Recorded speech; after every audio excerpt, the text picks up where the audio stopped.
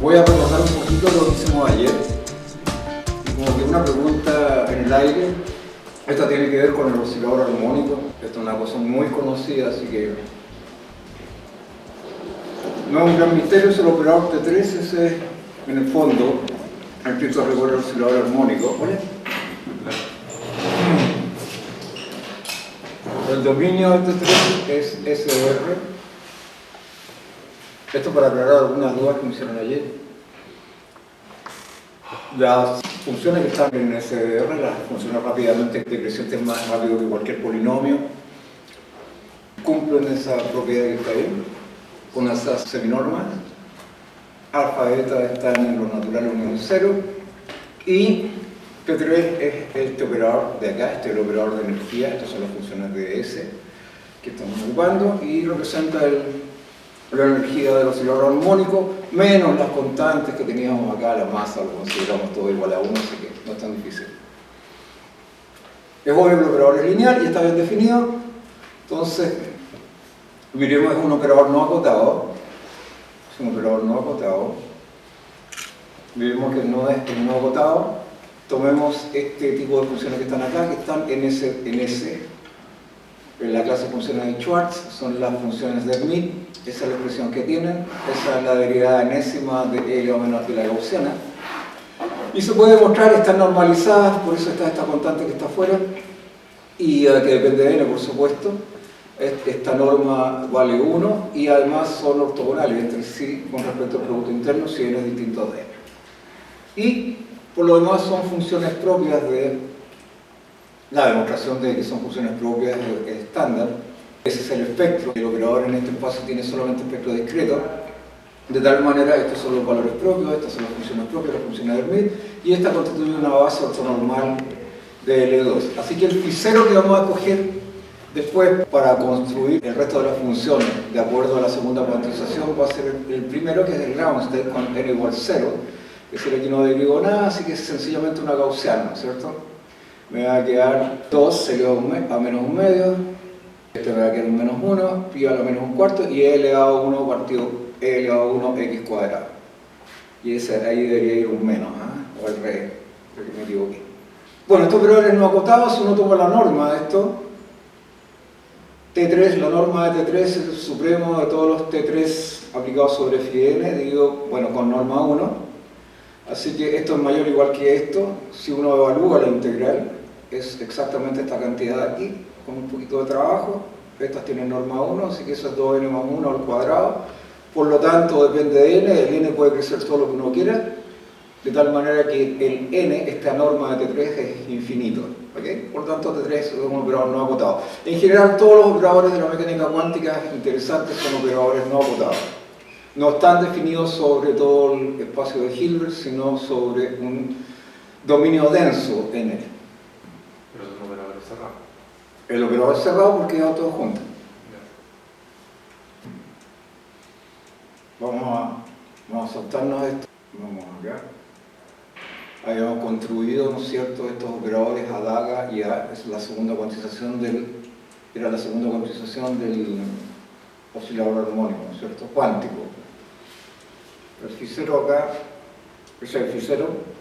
El phi0 es el ground state calculado en la ecuación anterior, ¿no es cierto?, de valores propios. H, que era el operador del oscilador, energía aplicada sobre phi n igual lambda n phi n. Ese es el phi0. O sea, aplicamos este es a daga. Hay que aplicar operadores de creación de partículas sobre el ground state para que obtengamos lo que tenemos que obtener. Ya. El H se escribe así, ¿no es cierto? Bueno, ahora queremos trabajar con un espacio de muchas partículas. Tenemos un cubo. El espacio de Hilbert ahora es el espacio de funciones cuadradas integrales definidas sobre esta región de acá. Y este es el menor laplaciano con condiciones de borde adecuadas sobre la frontera, de tal manera que tenga un espectro completamente discreto. Aquí y se puede ordenar, ¿no es cierto? Estas van a representar energía y estos valores propios van a depender del largo, del lado del cubito.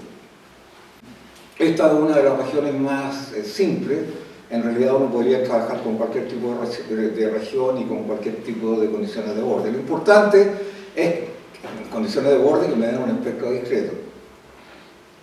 Entonces, para una partícula, estas son las soluciones del problema de valores propios, son funciones propias y bajo las condiciones de borde adecuadas, el espectro es solamente discreto. Para una partícula encerrada en la caja. Entonces, con esta base de acá, phi de k, con estos phi de k, que constituyen una base de L2 para la partícula, que además representa un conjunto de estados posibles para un sistema constituido por ese ente único. Ahora queremos un sistema de n partículas, es decir, tenemos que tener n copias de este laplaciano de acá, y vamos a tener n copias de estas funciones de acá, y n copias del espacio de Hilbert, por lo tanto. Un estado de un sistema queda representado por una función ahora phi, o psi, de x1 a xn, cada una de estas es la posición de cada una de las partículas, en L2 de lambda n, las copias del espacio inicial, construida a partir del conjunto de funciones phi de k, donde estas se definen como este producto tensorial que está aquí. Entonces, phi de k1, el primer índice, el x1 para la primera partícula, las coordenadas de la segunda, hasta la enésima. Y cada un conjunto de índices, ¿no es cierto?, que varía entre 1 y n. Ahora, se construye, tenemos tal cual está construido este espacio de funciones, ¿no es cierto? Tenemos un espacio de Hilbert también, producto tensorial de estas copias, cada una representa el espacio asociado de estados de una partícula, dotado de este producto escalar, que se construye con los productos escalares de cada uno de los H. Y, por supuesto, cada uno de estos productos internos induce las correspondientes normas, que notaremos así, y la norma sobre el espacio de n partículas se construye de esta manera. Bueno, se construye sencillamente usando el producto escalar este acá, ¿verdad? Y ahora definimos el espacio de Fock, FH de L. Estos son espacios de n partículas, exactamente n partículas. Se define un espacio ahora de infinitas partículas como esta suma directa de n igual 0 a infinito de los HNL. El producto interno es la norma sobre el espacio de Fock, que han dado por estas expresiones que están acá. ¿Okay? Si es un espacio donde hay 0 partículas, este es el producto de dos funciones, son sencillamente constantes. Si hay una partícula, su producto interno en H2, ¿no? Está lo H en H2. Si hay 3 partículas en H3, es decir, este es un producto de un Φ1, Φ2, Φ3, Φ1, Φ2, Φ1, Φ2, Φ3, etc. Y eso induce una norma inmediatamente de este tipo. Así que las cosas que viven en el Fock tienen esta forma. Este es un estado que representa un sistema que no tiene partículas. Este es un estado que representa un sistema que tiene solamente una partícula. Este es un sistema que tiene J partículas. Y aquí cambiamos la notación, ¿no es cierto? Vamos a llamarle F sencillamente esto, y ya entendemos que el espacio base es el H original para una partícula. Después se definen, vamos a tomar phi unitarios, y se definen los operadores B daga y B de la siguiente manera. El proceso que queremos construir es un proceso de creación y aniquilación de partículas. Si estoy en un sistema que tiene una partícula y queremos crear una, o queremos aniquilar una. Esa es la idea. ¿Ok? Así que, ¿qué es lo que hacemos? Escogemos el estado, escogemos un estado específico para una partícula y vamos a definir este operador de daga que va a ir del espacio que tiene n al que tiene n más 1. ¿Cómo lo hacemos? Aplicamos sobre una función que esté en Hn, que tiene esta forma, que es un producto tensorial de n estados de una partícula, y agregamos el phi acá. Un producto tensorial, ahora tenemos un sistema que tiene n más 1 partículas y multiplicamos este vector nuevo que está acá por raíz de n más 1 por una cuestión de conveniencia. Y definimos B de aniquilación o B sin el daga sobre el mismo estado aplicado sobre n. Aquí queremos aniquilar una partícula. Entonces, ¿qué hacemos? Hacemos un producto interno. Como estas son funciones que viven en el espacio de Hilbert, el espacio original, con el producto interno de ese espacio original, aniquilamos uno de estos elementos. Entonces, hacemos un producto interno entre phi y phi1 y nos queda solamente un espacio de n-1 partículas. Así que ahí está, phi n, K1, Kn era ese producto tensorial de ahí, ¿no es cierto? Así que aquí creamos una partícula, aquí aniquilamos una partícula. Ambos operadores son no acotados con respecto a la norma de operadores definidos sobre su espacio de FHL, dado por esta expresión de acá. Ninguno de estos operadores es acotado, el operador diferencial no es acotado, definido sobre estos espacios, el laplaciano tampoco, etc. Pero ¿por qué ahora no nos interesan todos los HM? Como hay dos tipos de partículas en la naturaleza, los fermiones y los bosones, y que tienen características diferentes, la característica de los fermiones es que asociados a un mismo estado no puede haber más de una partícula, y en el caso de los bosones esa libertad, esa restricción se pierde, es decir, asociados a un mismo estado pueden haber muchas partículas. Entonces eso me va a permitir definir una estadística sobre estos espacios de Fock. En el caso de los fermiones, el hecho de que un electrón pueda ocupar, solo un electrón puede ocupar un estado, va a hacer que las funciones de onda que están asociadas a los estados, que están asociados al electrón, sean funciones antisimétricas, y en el caso de los bosones, que sean funciones simétricas. No lo vamos a mostrar aquí, pero ese es un hecho de la causa. Y a nosotros nos interesan por una cuestión de tiempo y de comodidad estudiar sistemas bosónicos. El otro es exactamente igual, solamente que hay que agregar algunos índices aquí especiales, en el caso de las permutaciones. Entonces, lo que hacemos es tomamos las funciones de un sistema de n partículas y las vamos a simetrizar. ¿Cómo las simetrizamos? Bueno, aplicamos un operador, el operador Sn de B, lo aplicamos sobre el sistema que tiene exactamente n partículas y hacemos permutaciones de los índices acá. Entonces, dividimos por 1 partido por n factorial, que es el número total de permutaciones. Así que el resultado final es un estado simétrico. ¿Okay? Las partículas se suponen indistinguibles. No hay diferencia entre esta y esta. No las distingo. Entonces, Sn de B representa el operador de simetrización y sigma n es el grupo de permutaciones de n elementos. Es decir, si P está en sigma n, se tiene que al aplicar esto de aquí, bueno, aquí hago la permutación de los elementos y el resultado es exactamente el mismo. No las distingo. Esas son las coordenadas de cada una de las partículas. Si esta la pongo acá y esta la pongo acá, es exactamente lo mismo. No pasa nada. A eso se refiere la simetría. En otras palabras, un estado bosónico en un sistema de n partículas es algo que se ve así, ¿no es cierto? Es el operador de simetrización para bosones, que simetriza, aplicado sobre una función de estado de un sistema que tiene exactamente n partículas. Casi ven así estas cosas. Si uno quisiera verla en términos de los... Esta es la función phi n de k, ¿no es cierto? Si se definía multiplicado por... Bueno, ese es por la simetrización. Y este conjunto de acá forma una base ortonormal de h de b l, n. Las combinaciones lineales de estas funciones simétricas siguen siendo simétricas en términos de las permutaciones de sus índices. Ahora el conjunto este que está acá, lo vamos a nombrar así, la llamada así base número de ocupaciones. Este es un conjunto completo de funciones, el otro también un conjunto completo de funciones en phi n. Bueno, esto no vamos a parar mucho, pero H0, o sea, el sistema que no tiene partículas, son los complejos, no son constantes. Y si uno quiere ver la simetrización del Fock completo, entonces es una suma directa de estos operadores de simetrización para los de n partículas. En particular, este actúa sobre el espacio HNL, el otro es la suma directa del HNL más el HN+1L y así sucesivamente. ¿Okay? Así que el resultado final es eso que está ahí. Tengo una suma directa de espacios de n partículas simetrizadas.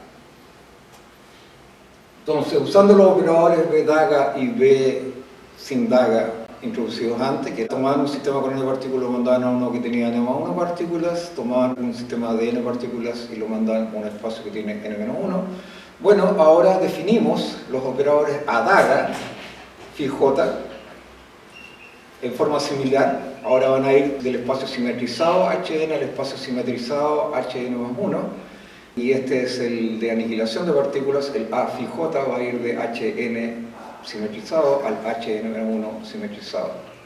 Ahora, estos operadores de creación y aniquilación, donde los phi j pertenecen a la base ortonormal del HL original, ¿no es cierto? Y cumplen estas condiciones de acá. Fíjense que no puse algo que era importante acá, y aquí falta algo. Lo que tengo que hacer acá es, no dije cómo se construyen a partir del B. Entonces el A daga y J, lo único que hace es tomar la simetrización, es algo así como esto. Es SNB. Es SNB. B daga, y aquí hay que agregarle un raíz de n más 1. Y este es el phi j. Y este es el phi j. Entonces el A y J va a ser adjunticidad. Calculo el adjunto de este y me va a quedar BJ de phi j. Raíz de n más 1. ¿Ok? Entonces, bueno, aquí lo debería tener de otra manera, pero esa es la idea. Esto me queda muy similar a lo que era, bueno, aquí abajo están, perdón, la simetrización a los dos lados, tengo que hacerlo a los dos lados. El A daga phi j se define así, el operador de simetrización B más phi j es B, solo que aquí se me olvidó colocar algo, que son esos coeficientes que están ahí. Eso me queda similar a lo que tenía antes con el oscilador armónico, ¿no es cierto? Y definía los operadores A daga.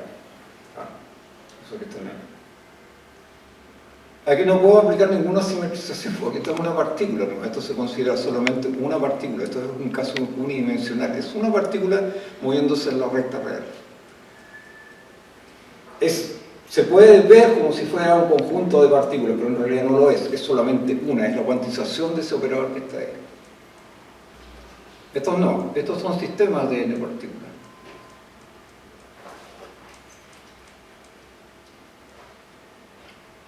En lo que sigue uno adopta la notación A daga I, AI y NI para A daga phi I, A phi I. Estoy tomando uno de los estados de la base ortonormal del sistema del H original, y el N daga I se notan de esa manera y nos ahorramos todo estos excesos de acá. Ahora nos ocuparemos de la representación de operadores en el espacio de Fock simétrico, y a este proceso es el que se llama segunda cuantización en general. Entonces, AN es un operador que representa la interacción en un sistema ahora de n partículas. Ahora no estoy pensando en partículas aisladas. Cuando yo considero solamente el laplaciano, esto es energía cinética H0 de una partícula. Esto es operador de energía de una partícula libre.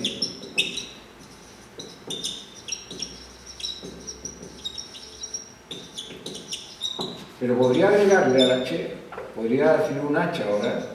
Si hay más partículas, podría agregarle interacción. O sea, este H0 que está aquí, más un cierto B. Si fueran dos partículas, por ejemplo, este B podría depender de la posición de una y de la posición de la otra. ¿Ok? Por ejemplo, no sé, una constante dividido por x1 menos x2. Si estamos en el espacio, eso sería la norma, ¿no? Entonces sería, por ejemplo, un b de x1 x2. Esto es un operador de multiplicación. Si tomo h de phi, es menos laplaciano sobre phi, un medio, acá ese es phi, dividido por x1 x2. Por ejemplo. Podrían haber interacciones de otro tipo.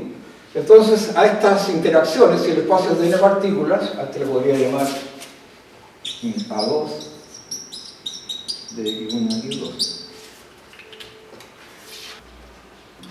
Entonces, AN es un operador que representa la interacción en un sistema de n partículas. Entonces, su acción sobre el espacio HNL viene dada por la expresión esta que está acá. y estos índices varían entre 1 y n. ¿Ok? Pero fíjense, este n puede ser, no tiene que ver necesariamente con este n que está acá. Por ejemplo, yo podría tener n partículas, podría tener este hamiltoniano, la partícula HI tiene el operador, la partícula I tiene ese operador HI, H0I, más B, la interacción con el resto de las que están acá.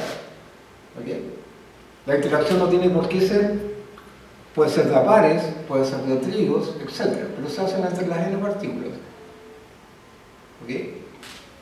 Así que estos elementos que están acá no tienen por qué ser exactamente igual a n. Solamente tengo que hacer, ¿qué es lo que tengo? Si son pares, son interacciones de a pares, entonces tengo que hacer todas las combinaciones posibles entre los pares. El x1 con las restantes de xn-1, la x2, no quiero que se repita porque hay cosas que están repetidas. ¿Okay? Entonces, el operador AN que actúa sobre el pH se denomina segunda cuantización del operador AN-N. ¿Ya? O sea, si yo cuantizo esto ahora, ese es el operador, tengo que cuantizarlo y escribirlo en términos de los operadores de creación y aniquilación de partículas. Eso es la segunda cuantización. Ahí está la primera cuantización. El laplaciano, ¿no es cierto? Si hay n partículas, exactamente cómo se ve el Hn, de n partículas son igual 1 a n de menos un medio copias de laplaciano. Cada una está asociada a una de las partículas que está dentro. Más, y aquí puedo poner, ¿no es cierto?, todas las interacciones posibles, XY, XJ. Por ejemplo, si son interacciones de 2. 1 menor o igual que Y, J menor o igual que la N que está ahí. Tengo n copias de laplaciano porque son n partículas, eso representa energía cinética, y tengo interacciones entre pares. Entonces tengo que ver todas las posibles combinaciones, x1 y x2, x1 y x3, x1 y xn, etc. Si el potencial es simétrico, no es lo mismo que interactúe, es simétrico, es lo mismo que interactúe xj con xy que xy con xj, depende. ¿Okay? Pero eso es. Así que el operador AN actúa sobre H, que actúa sobre HL, se denomina segunda cuantización del operador AN, y su acción sobre dicho espacio queda determinada de esta forma. Entonces, considerando que el conjunto de funciones phi n de k es denso en HNL de B, que lo habíamos construido antes, bueno, la segunda cuantización de este operador tiene que ver con esto que está aquí. Y dado, ¿se acuerdan que yo les dije que estos phi de la base se construyen aplicándolos sobre el estado fundamental? Bueno, esto es exactamente lo mismo, solamente que cada uno de estos operadores Adaga que está aquí, elevado a la nk sigma, o sea, cuántas veces aparece, está aplicado sobre el vacío o el ground state. El ground state también es un producto tensorial de ground state del sistema con una sola partícula. Y la gracia aquí es que nk alfa más nk beta más nk sigma tiene que sumar el total de partículas que hay.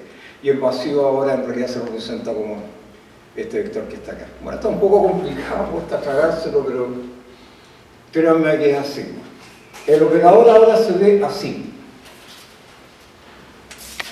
Si yo tengo, si mi operador original era algo como esto,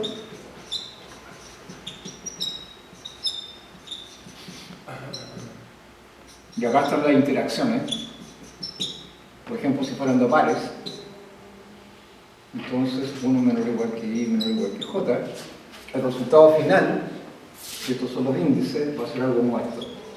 En segunda cuantización, en términos de los Adaga.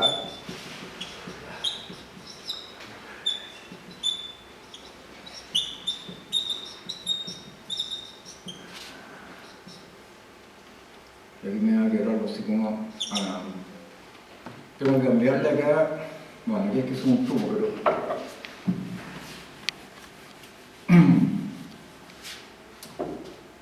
Va a quedar algo así como...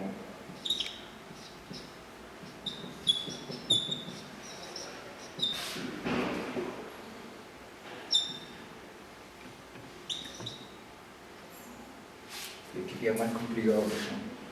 Porque ahí está, los índices son diferentes. A ver. Lo voy a poner en general. Esto debe quedar así. Aquí va a aparecer un B y aquí van a aparecer cosas así.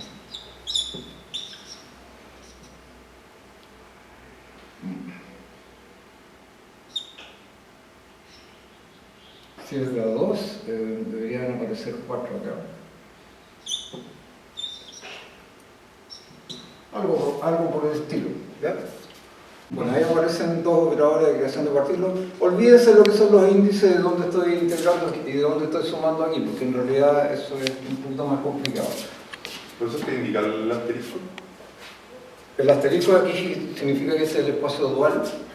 Ah, Lo que pasa es que tu phi, en realidad, son cosas así, son ondas planas. Este es el phi de x. Así que en estricto rigor dependen de un p también. Por eso es que queda así, por eso es que se ve de esta manera. Pero no importa, mira, si lo único que interesa aquí es que en realidad estos operadores que están acá, que están en primera cuantización, cuando tú los escribes en segunda cuantización, esa es una interacción típica entre dos partículas. Y ahí te aparece 2 veces el operador de creación de partículas con índice diferente y 2 veces el operador de aniquilación de partículas con índice diferente. Eso es lo único que interesa. En este caso, PK es la transformada de Fourier discreta de algún potencial de interacción B entre pares de partículas. Pero eso, por ahí el lambda P es eso que está ahí, P cuadrado medios, es un vector, P punto B medios. ¿Okay? Queda como energía cinética, efectivamente.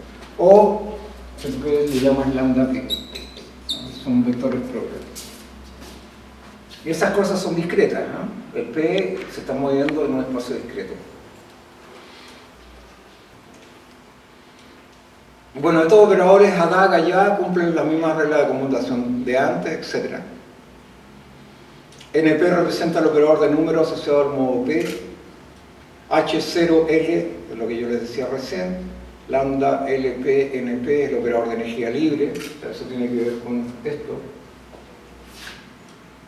Y HL es la segunda cuantización de este pedacito que está acá. Perdón, del potencial. Sería como la transformada de Fourier de esto. Y N, que es la suma de todo esto, NP, es el operador número total de partículas. ¿Por qué este es el operador de número de partículas, el chico? Porque ¿qué es lo que hace? N aplicado sobre un phi, ¿qué es lo que hacía? Es ADAGA A aplicado sobre phi. Y si nos acordamos cómo se definía ADAGA sobre un phi n, sobre una función propia, ¿cómo era? Era con raíz de n más 1, ¿no? Sí, era raíz de n más 1. En el caso del oscilador armónico, phi n menos 1, ¿no es cierto? ¿Y cuánto era el A aplicado sobre el phi n? Era, déjenme ver, raíz de n menos 1 aplicado sobre phi n, parece. Uno se tiene que mantener, este es n más 1. Este es n más 1. Ya, y este es phi n menos 1. Entonces, si le aplico ADAGA a este, es lo mismo que aplicar ADAGA a qué cosa? A raíz de n phi n menos 1. Pero aplicarle ese, el raíz de n se lo va acá, aplicarle ese a phi n menos 1, me queda raíz de n más 1 menos 1 por el phi n. Y eso es... pero aquí me faltó un raíz de... Perdón. Es raíz de n más 1 menos 1 por raíz de n por phi n. Y eso es n por phi n. O sea, n aplicado sobre phi n es n phi n. O sea, me dice cuál es la función de onda acá. Bueno, da igual. ¿Qué es lo que hace este operador acá? Lo aplico sobre un elemento del espacio de Fock. Entonces aplico n sobre un phi n. Y adivinen qué me dice. Por ejemplo, si le pone el índice i, ¿ya? Sobre phi, un phi de n. Entonces, y acá el phi n, ¿cómo se construía? Tenía estados que estaban asociados copias repetidas. Hay n1 partículas del tipo 1, n2 partículas que tienen coordenadas x2 y ni partículas que tienen coordenadas xy. Entonces, con este índice cuenta cuántas hay del tipo i, así que eso me queda ni por phi n. El phi n es el completo. Es el completo. El n que dice, el n grande es la suma de todos esos ni. Así que cuando yo lo aplique sobre un phi n, que está en el espacio de exactamente n partículas, lo que me va a decir, va a sumar todas esas contribuciones, n1 más n2 más el último, y eso tiene que darme igual a n. Así que si lo aplico sobre eso, el n grande es el operador número total de partículas. Si lo aplico sobre una cosa que está en el espacio de exactamente n partículas, tiene como valor propio el n grande. Y los n chicos me dicen en esa función phi n grande cuántas veces se repite esta función phi i que está acá, en el producto tensorial. ¿Ok? Bueno, es enredado, pero es así. Recapitulación. Este es un hamiltoniano para una partícula. Profesor, Sí. este procedimiento se puede aplicar si uno pone un operador libre, digamos, un operador fraccionario, un menos laplaciano a la s sobre 2 con ese. Puedes poner la raíz cuadrada de la operación si quieres. No, eso para eso a la 1, digamos. Pero si uno pone un s mayor que 0, un número real. ¿A qué te refieres con el S? ¿Qué? El s es la potencia del operador. Menos laplaciano a la s medio, digamos, para que el símbolo asociado. Es que tú, si lo único que te interesa es que tú puedes poner cualquier operador ahí siempre que el espectro del operador sea discreto. Eso es lo que te interesa, pero físicamente no tiene mucho sentido. Yo he visto muchas aplicaciones, digamos. En mecánica cuántica. Sí, con raíz cuadrada. Pues sí, pero la raíz cuadrada de la operación no se usa en el caso de fotones termales. ¿Cuál? Los fotones termales son una clase especial de fotones. Entonces tu energía libre no es el laplaciano. ¿Una perturbación de la? No, es la raíz del menos del laplaciano. Claro. También lo puedo cuantizar, no hay problema. Porque tiene. Con las condiciones de borde, cuando están encerradas, están en una cavidad, y con las condiciones de borde dentro de la cavidad, el espectro es discreto, completo. Pero no es conocido, digamos, si yo tengo menos laplaciano una cierta potencia para cierta No, potencia. si una potencia, en general se usan potencias fraccionarias. Cuando son potencias fraccionarias de la relación no resulta, no sé de otro caso.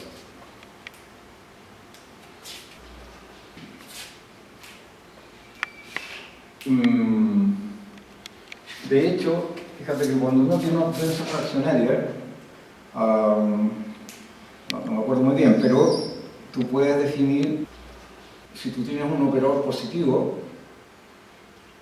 y tienes la raíz del operador, suponte que esté ahí, eso te interesa. Por un i. Es o menos raíz, no, sin i. Ah, sí. Sin i. Ya. No, sin i, pues con i es diferente. Ya. Es un semigrupo que te sirve para hacer termodinámica. Claro. Entonces, esto es, si no me equivoco, e elevado a menos SA. O sea, en el fondo es una especie, no una especie A. Sí, SA. Aquí te queda una función, que no me acuerdo bien, ¿eh? Aquí hay una función que depende del t. Y esto tienes que, y del s, y tienes que integrarlo con respecto a s. Y y esta función de acá, la clase que tiene integrada en una región, vale 1.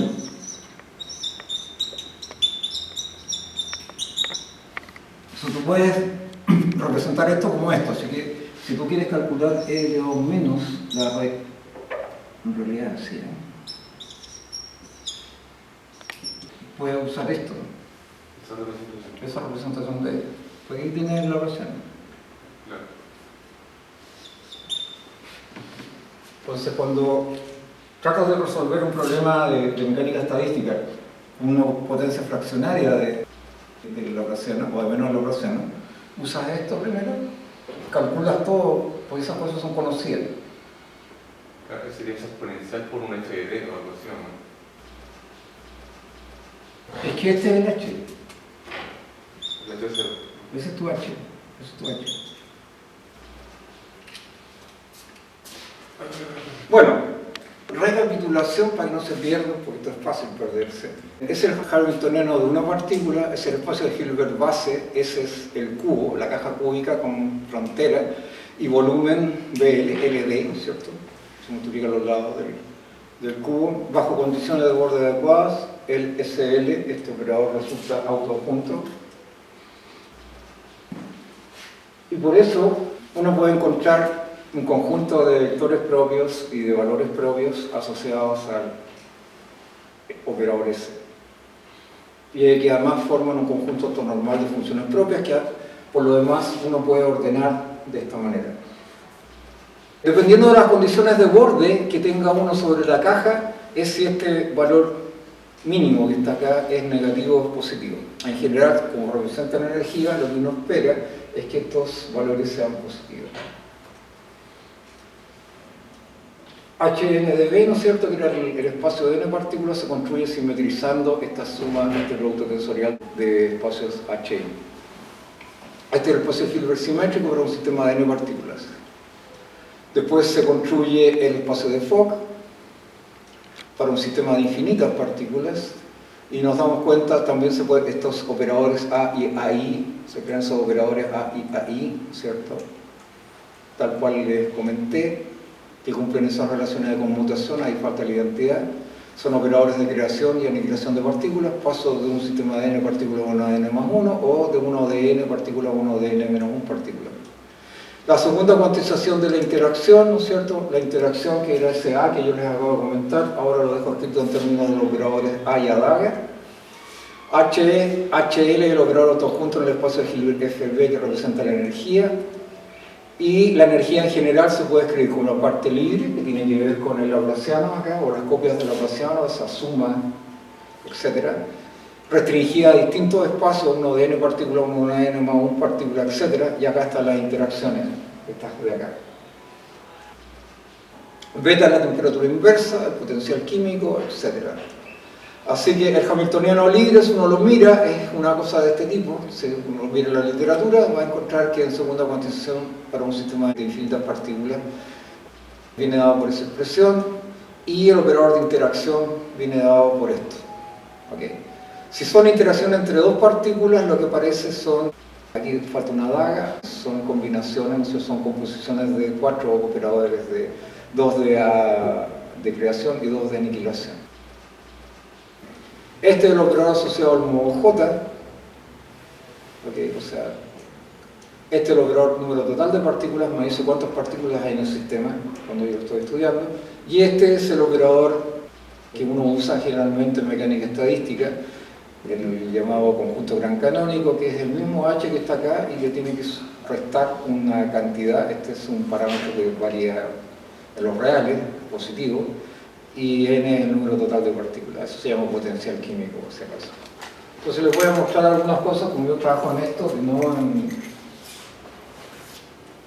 en mecánica estadística. Les voy a mostrar algunas cosas que son interesantes, que les pueden interesar para el futuro. Hay dos maneras de ver los sistemas de partículas en el equilibrio. Aquí el tiempo no cuenta, no estamos considerando tiempo. Entonces, uno puede saber todas las propiedades de un sistema mecánico cuántico en el equilibrio. En termodinámica, en mecánica estadística, se conocen las funciones básicas. Si uno puede deducir explícitamente una expresión para esta función que está acá, que es la llamada función de partición, que es sencillamente el exponencial de L menos beta h u en segunda cuantización del operador de energía. La traza se toma sobre el espacio de Fock. Si uno tiene una expresión explícita para esta cantidad que está acá, en el límite termodinámico, si yo tenía una caja, si yo tengo una caja en donde están encerradas las partículas, las propiedades interesantes del sistema termodinámico en realidad se encuentran en el límite, es decir, cuando los bordes, los extremos de la caja, el container tiende a infinito de alguna manera adecuada.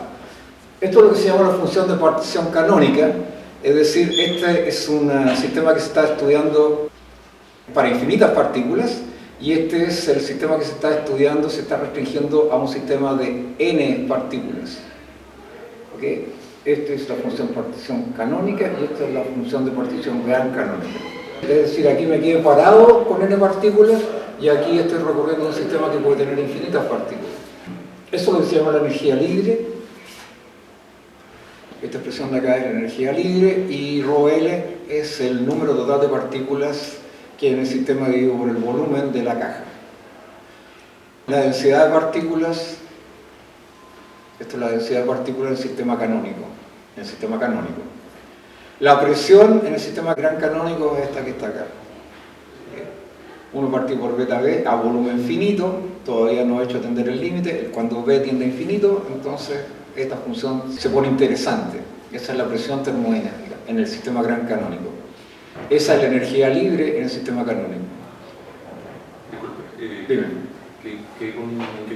¿Cuál es la idea que quiere hacer ahora? ¿Qué quiere hacer ahora? Vamos a usar las cosas que hemos hecho ahora ¿Ya? para dar una mirada general a lo que uno conoce como mecánica del equilibrio en mecánica estadística. Todos los sistemas que están en el equilibrio. Aquí, si tú te das cuenta, esto no depende del tiempo, Claro. están evolucionando respecto de la temperatura inversa. ¿Okay? Así que, espero que esa raya no la he hecho yo. No, era negra. Sí. Podríamos estudiar muchas cosas, la evolución del sistema en segunda cuantización, pero me voy a quedar aquí porque no tengo mucho tiempo y esto puede resultar interesante para ustedes. En general, si uno estudia sistemas finitos, ¿cuál es el objeto de esto? El objeto de esto es estudiar un fenómeno muy conocido en mecánica estadística, que es el de transiciones de fase. Es decir, definir los estados posibles de un sistema dependiendo de la temperatura. Y lo que tenemos aquí es un semigrupo, ahora el L menos beta H es un semigrupo. En el caso de la evolución temporal tenemos un grupo, aquí lo que tenemos es un semigrupo. Este conjunto de funciones que están acá, que están a volumen finito, esta está a volumen finito, esta está a volumen finito, etc., son la función de partición a volumen finito, la energía libre a volumen finito y la presión termodinámica a volumen finito. Entonces, ¿qué se entiende como una transición de fase en general en este tipo de sistema?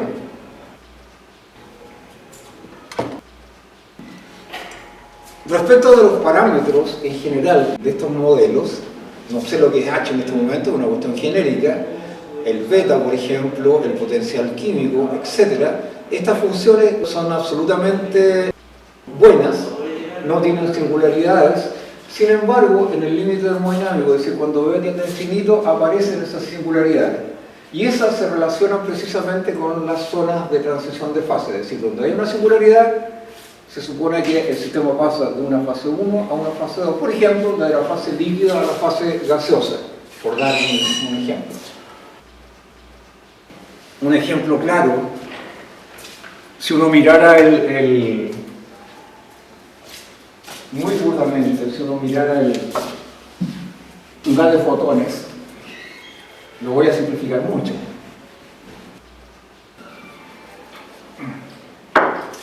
Fíjense, si esto está representado por algo así, este es el operador número de partículas, ¿ya? Del oscilador. Entonces, voy a aplicar esto en la base, estos son los φn, son los vectores propios. Voy a calcular la traza.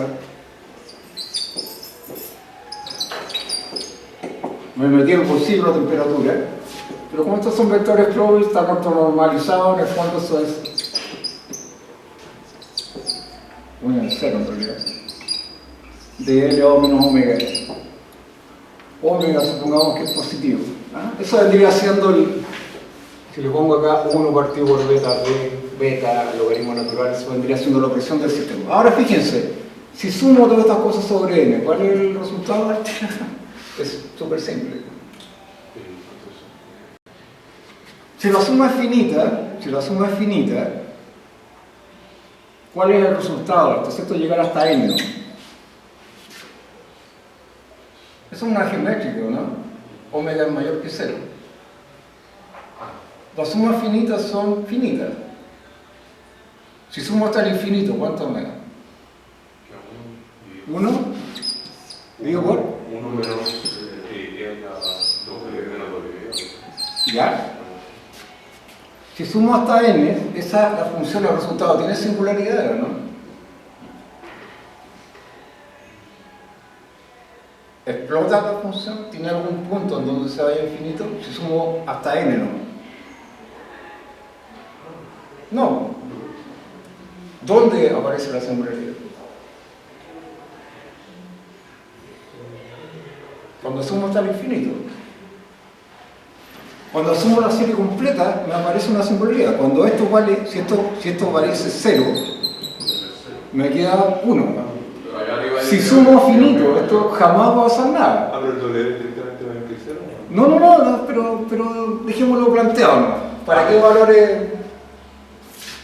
Si sumo hasta n, esta es una suma finita de números, ¿está bien? Sí. Ya. Si hago la suma completa, esto es válido solamente para valores de esto menores o iguales que 1, menores que 1, ¿sí?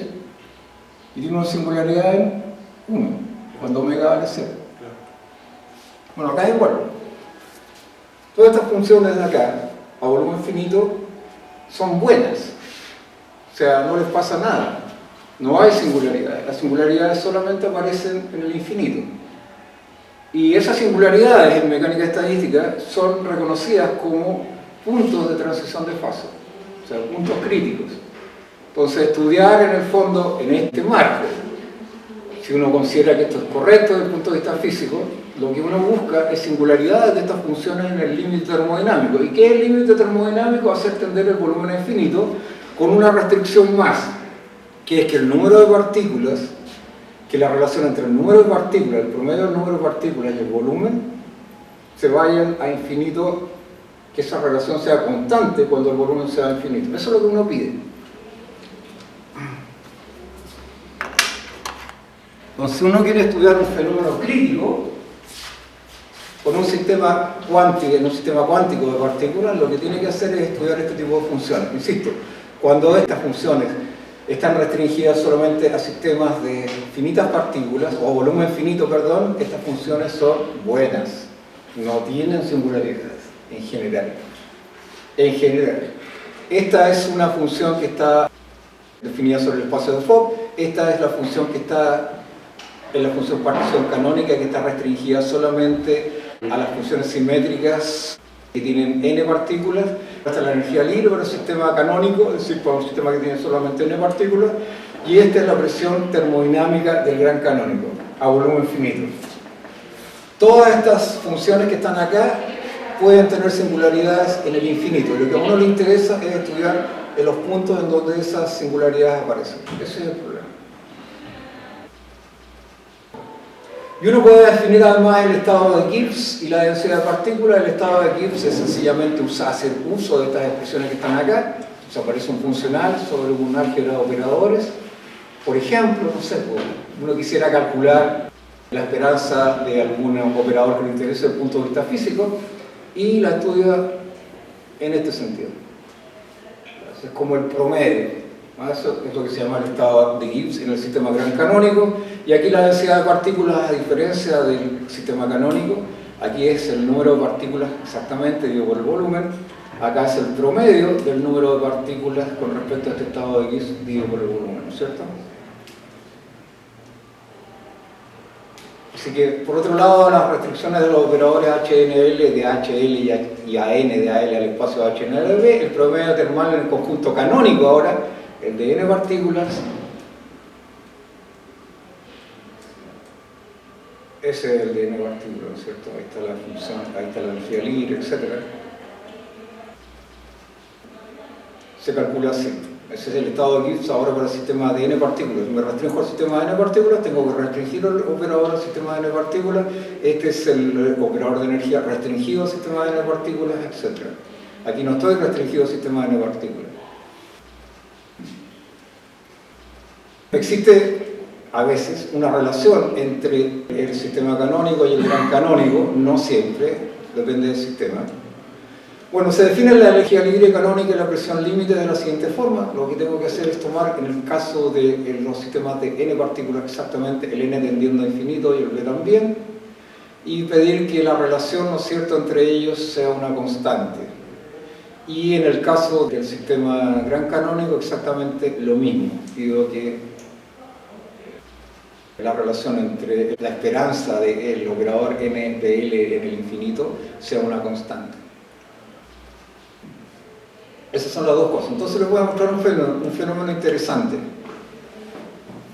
¿Es un cociente que está abajo? ¿Este de aquí? Sí. Espérate. ¿Ese? Sí. Sí. Ya. Pero si tú miras esto fuera del numerito, nomás es una probabilidad, ¿no es cierto? Es una densidad de probabilidad. Entonces mira, vemos un fenómeno interesante.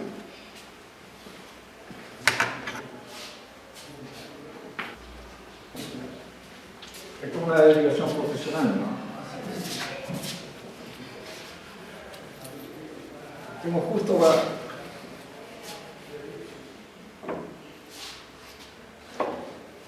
En general uno no espera que un fenómeno cuántico se manifieste macroscópicamente, ¿no es cierto? Pero en realidad pasa cada rato.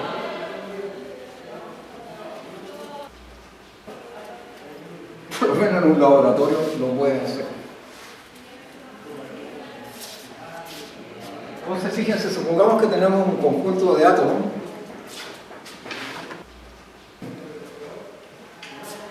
Supongan que tengo encerrada en esta caja ahora un conjunto de átomos. Aquí está, no sé, la energía del H0. El H0 es sumatorio de lambda j por nj, o p, como quieran llamarle. Por eso es la segunda cuantización del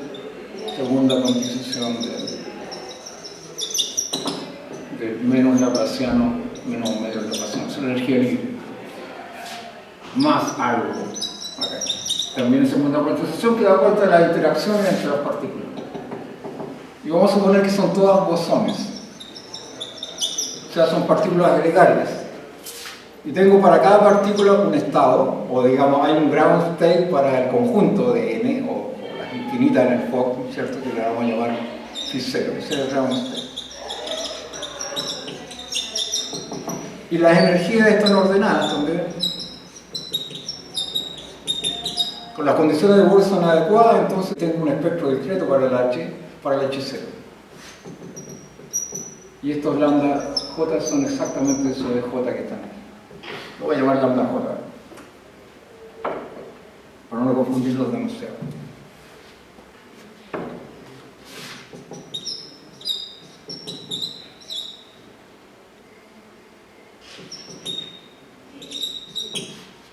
Vamos a ver que sea mayor que 0, pero no es necesario, ¿eh? Entonces déjenme ver una cosa acá, pero pequeño. Esto debería durar mucho más. Déjenme ver si tengo acá. Entonces supongan que tengo mis partículas, empiezo a bajar la temperatura, el beta que aparecía ahí era la temperatura. Entonces, las partículas, dependiendo de la longitud de onda, ¿no es cierto? Cuando baja la temperatura, si son bosones, un tipo de bosones, ¿no es cierto? Empiezan, como son gregarios, y un estado puede tener tantos bosones como uno quiera, empiezan a asimilarse al estado de más baja energía. Cuando son esa cantidad de bosones que están asimilados a ese estado de más baja energía, son comparables con el volumen del container, aparece un fenómeno interesante, es decir, la proporción de partículas que está asociada al estado fundamental, acá está el estado fundamental, que es 0, empieza a crecer. Entonces, cuando yo calcule este promedio, esas me dicen cuántas partículas están asociadas al estado fundamental, que es el F0. En promedio, aquí todavía volumen finito. Si son pocas comparadas con el volumen, entonces cuando yo tome este límite, eso debiese ser 0, que son poquitas, es un fenómeno cuántico. Si baja mucho la temperatura y casi todas y son muchas las partículas, muchas, y esa relación es comparable con el volumen, entonces de repente va a suceder que para ciertos valores la temperatura mayor que una temperatura crítica, esto se va a pegar un salto.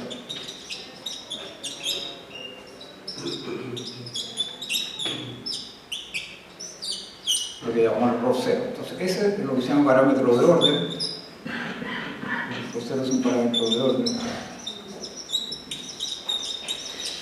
que vale 0 bajo la temperatura crítica y que es mayor que 0 sobre la temperatura crítica. ¿Ya? Perdón, la temperatura inversa crítica. Si me doy vuelta, la temperatura es menor que la temperatura crítica. Bueno, eso se ve macroscópicamente, si tú lo puedes ver, pero es un fenómeno cuántico, no es un fenómeno clásico. No debiese verse, pero para determinados valores de la temperatura se ve. Y tiene que ver con singularidades en estas funciones que están acá. Bueno, este promedio también es una función, ¿cierto? Termodinámica.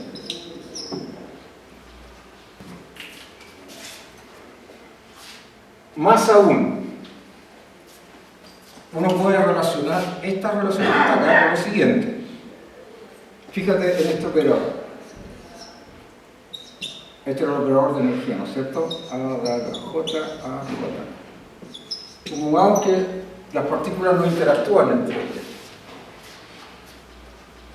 Yo voy a hacer la siguiente transformación. Al A daga le voy a aplicar la siguiente transformación. E elevado a I teta es una fase nomás, es un ángulo, A, J. Y al A, J lo voy a llamar E elevado a menos I teta a J. Bueno, eso es equivalente a aplicarle al A dado a J una transformación unitaria cuando estoy trabajando en el espacio de foco entero, y acá también. Entonces, sorprendentemente, esa invarianza, si yo calculo, por ejemplo, este promedio, esta invarianza implica algo notable, ¿no es cierto? Implica que si yo calculo el promedio termal de AJ, ese promedio termal vale 0. Esta invarianza, ¿de dónde sale? Sale del hecho de que el H0 conmuta con M, el número total de partículas. Esa es una ley de conservación. Hay una ley de conservación. Esa es una cantidad conservada. Esa cantidad es conservada. El número total de partículas en el sistema. Esa ley de conservación implica esta invarianza que está acá. Es un grupo de simetrías, es un grupo de Gauge. Y esa invarianza respecto del grupo de Gauge implica esta regla que está acá. Es una regla de selección. Es una regla de selección. ¿Ok? Entonces, fíjate. Voy a hacer lo siguiente. Yo quiero ver dónde hay singularidades y si el fenómeno este fenómeno que se produce, que se llama condensación de Gaussian-Einstein, que es que este parámetro de orden para determinados valores de la temperatura varía, o sea, para ciertos valores la temperatura es 0 y para otros valores es ρ0, es decir, es una manifestación macroscópica de un fenómeno microscópico. Entonces, lo que voy a hacer es, quiero saber además si el hecho de que esto ocurra, porque ocurre, implica que la simetría se rompe. Es decir, la pregunta es, ¿se sigue manteniendo la simetría si hay condensación de Bose-Einstein o no? O sea, si además de que se produce esta ocupación macroscópica de acá, hay una ruptura de simetría. Entonces, ¿cuál es la regla estándar? Al H0 tú le sumas, teníamos el H original, ahora tenemos un H'. Vamos por aquí, AJ, E y Phi, más AJ, L o menos y Phi. Al H0 que es este, ¿por qué es invariante esta cosa respecto de estas transformaciones si no las quiero mirar? Reemplaza a J, a J por esto y a J por esto. Te queda lo mismo. Se cancela el E elevado a teta con el E elevado a menos i teta, ¿no es cierto? Así que el cambio integrante queda igual. Insisto, esa relación viene del hecho de que estas dos cosas conmutan. Entonces, agrégale esto de acá. Ahora H, este H nuevo, H', no conmuta con N. Eso no conmuta con N. Deja de conmutar. Cuando tú le agregaste el término, claro. El N, el nu, es un número, pongamos un número real mayor que 0. O sea, le agregaste una fuente externa a este aparato. Estás creando partículas y aniquilando partículas de alguna manera. No te preguntes por la razón física porque no es muy... Los argumentos para las razones físicas son muy consistentes, pero verlo desde el punto de vista matemático. Entonces, fíjense cuál es la estrategia. Prefiero describirla que ponerla ahí, no sé entender nada. Voy a crear un nuevo promedio termodinámico. A este llamémosle el mismo H anterior, pero le vamos a poner un NUE, porque le agregué este término acá. Entonces, fíjense, esto se llama una cuasi media, o un promedio, una cuasi media, ¿no? O sea, aquí le vamos a poner, es el mismo anterior, hay como un observable, es un operador cualquiera. Entonces ahora estoy promediando, no con respecto al H0, yo promediaba así, ¿no es cierto? Con respecto al original, era la traza sobre FD a L o menos beta H. Y acá divido por traza de L o menos beta H. Aquí la cambié. Ahora es otro el operador. Menos beta H nu.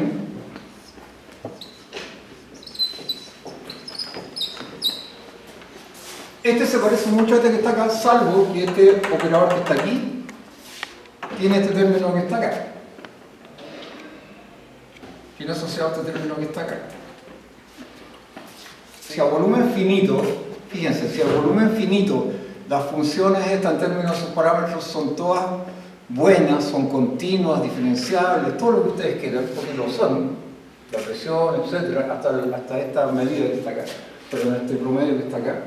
Entonces, si yo hago atender límite cuando nu tiende a 0 de esta cosa, de esta cuasi media, le voy a poner H nu ahí, este nu que está acá, como todo es bueno, esto va a desaparecer y sencillamente me va a quedar la traza de FB, L o menos beta H, ahí está la original.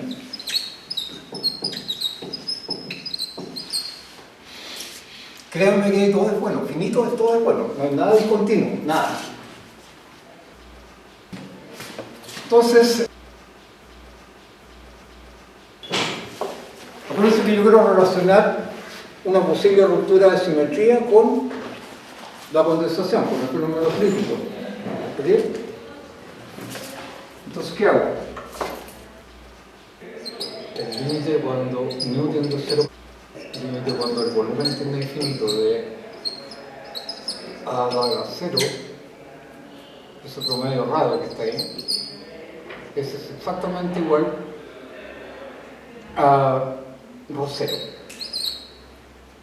¿Y ρ0 qué cosa es? ρ0 es el límite cuando v tiende a infinito de n0 partido por b y el h original. Ese es el perturbado, ese es el original. ¿Ok? Bueno, eso es estándar, eso se puede demostrar. Si la temperatura es menor que la temperatura crítica, el ρ0 vale 0 y estos dos límites que están aquí abajo los puedo intercambiar. Acuérdense que la discontinuidad y la singularidad aparecen solamente en... Voy a escribir de nuevo.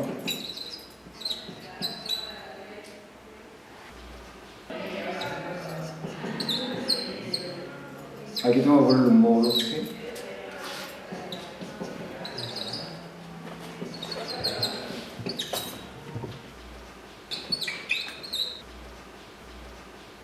Yo cuando infinito, aquí me aparece de nuevo el n0 partido por b, este es el h nu, este es h nu, y el h nu, ese promedio también es exactamente igual a esto. Entonces fíjense, este tiene un salto. En el límite termodinámico, cuando se produce, acuérdense que hay una regla de selección. Si yo puedo intercambiar los límites, si yo los pudiera intercambiar acá, me quedaría así. Siempre.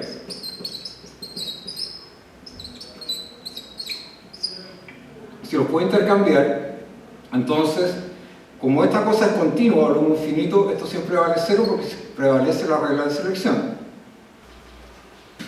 ¿Ya era el límite cuando nu tiende a...? Cuando nu tiende a 0, quiero hacerla desaparecer, la interacción. Es que mira, cuando estamos a volumen finito y yo aplico el límite cuando nu tiende a 0, esto siempre vale 0. Porque la función es... Espera un poquito. ¿Qué pasa en el límite termodinámico? Si me paso al límite termodinámico y tomo el límite cuando nu tiende a 0 de esta expresión que está acá, imaginemos que se produjo la condensación. Se produjo. Pasó esto. Si pasa eso, fíjate, el límite cuando nu tiende a 0, si tomo primero ese límite de esto de acá, es 0 porque esta función es continua a volumen finito. Después tomo el volumen, el límite cuando v tiende a infinito, eso sigue siendo 0.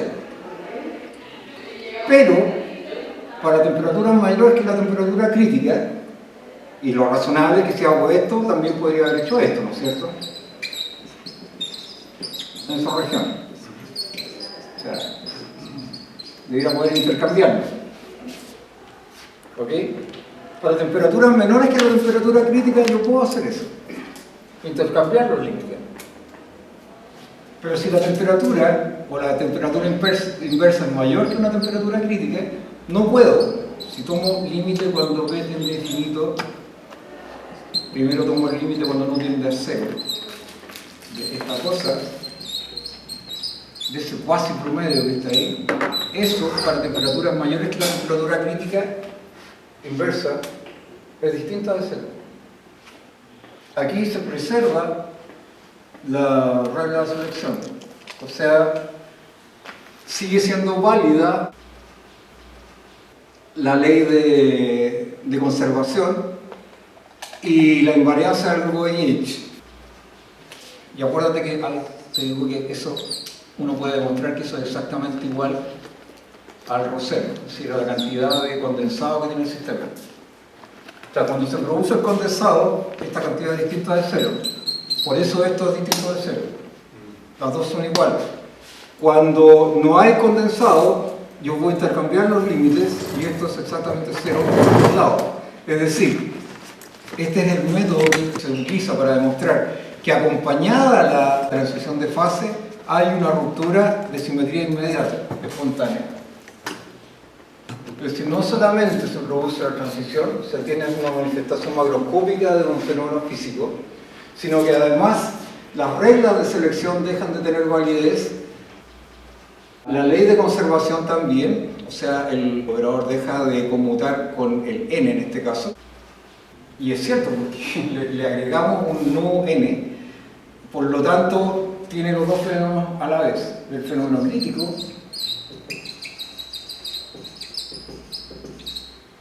y la ruptura de la simetría. Esto para ilustrar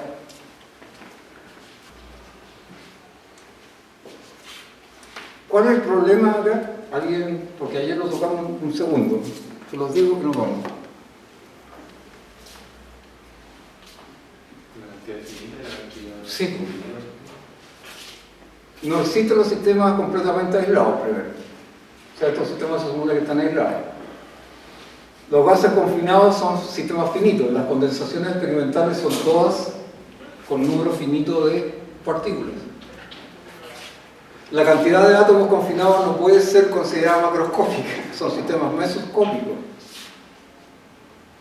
En el contexto de la teoría estándar de transiciones de fase y la correspondiente ruptura espontánea de simetría continua, eso es lo que les acabo de mostrar ahí, existen solo en el denominado límite termodinámico, al menos para sistemas estables. El sistema estable quiere decir que la traza del L menos beta H exista, nada.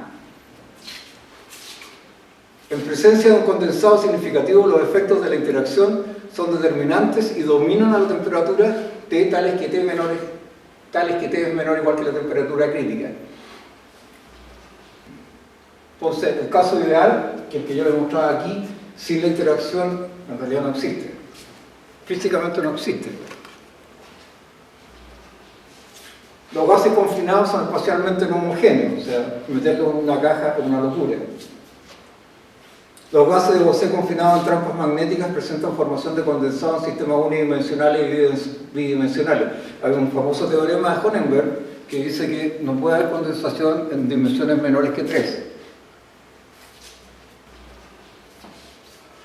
¿De acuerdo? Ahí está, Honenberg. Eso es imposible en el límite termodinámico. El límite termodinámico nunca es alcanzado. Nunca se alcanza. Y agregarle, además, esa fuente, fíjense, para romper la simetría, yo tendría que intervenir el sistema y agregarle una fuente que tiene la forma nu a la 0 más A0. Tiene que ser del mismo tipo de partículas. O sea, si teníamos átomos de ruido confinados, tengo que lograr eso en una representación experimental que permita que átomos de ruido interactúen con los otros. Eso técnicamente es imposible.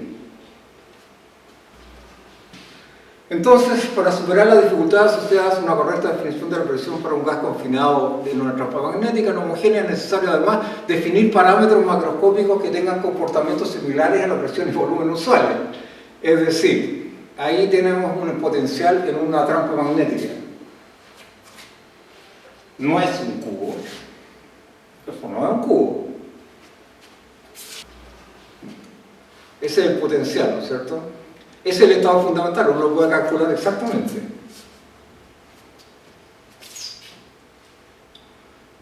Se pueden calcular las energías, etc., el tamaño del condensado, así cuánto es la materia que condensa, el número de partículas en el conjunto gran canónico, el potencial químico, puede calcularlo todo. Se puede obtener la temperatura de transición de fase, pero ninguna de estas cosas resulta con la teoría estándar. ¿Y el límite termodinámico cuál es? Si la trampa es esta. ¿Dónde está? En el fondo, ese potencial que está aquí es la trampa. Es una trampa parabólica, magnética. Eso es lo que dice. Está interactuando con los átomos. No los deja salir. Los encierra. No, eso no es un cubo.